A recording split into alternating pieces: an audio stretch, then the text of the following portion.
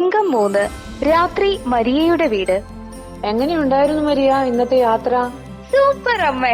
രാവിലെ നേരത്തെ പോവേണ്ടതായിരുന്നു. ഗെയിംസ് ഒക്കെ പക്ഷെ മിസ്സായി പോയി. മോളെ, നിനക്ക് സ്വർഗത്തിൽ പോകണമെന്നുണ്ടോ? അതോ ഈ ഭൂമിയിൽ തന്നെ കഴിഞ്ഞാൽ മതിയോ? സ്വർഗത്തിൽ നിനക്ക് ഇവിടത്തേതിലും ഭംഗിയുള്ള ഒരു വീടുണ്ടെന്ന് നിനക്ക് അറിയാമോ മരിയേ? സ്വർഗത്തിൽ പോകണം അമ്മേ. അമ്മ പറയാറുണ്ടല്ലോ ഭയങ്കര സ്വീറ്റ് ആണ് അവിടെ നിന്ന്. പക്ഷെ ഒരു പ്രശ്നമുണ്ട്.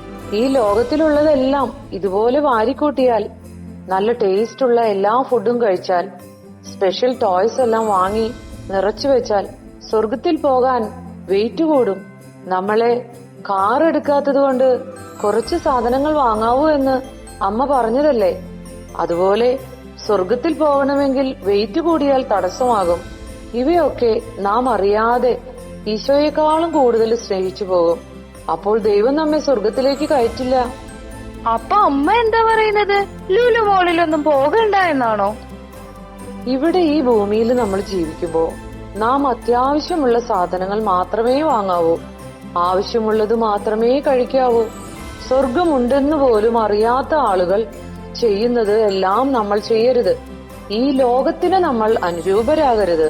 ആ, പിടികിട്ടി അമ്മേ. നമ്മൾ ഈ ലോകത്തിന്റേതല്ല, ഈശോയുടേതാണ്. ഈശോയുടെ മാത്രം. ഞാൻ ഈശോയുടെ സ്വന്തമാണ്. എനിക്ക് ഈശോയെ മതി, സ്വർഗം മതി. താങ്ക് യു അമ്മേ. Love you. ഓമ്മ.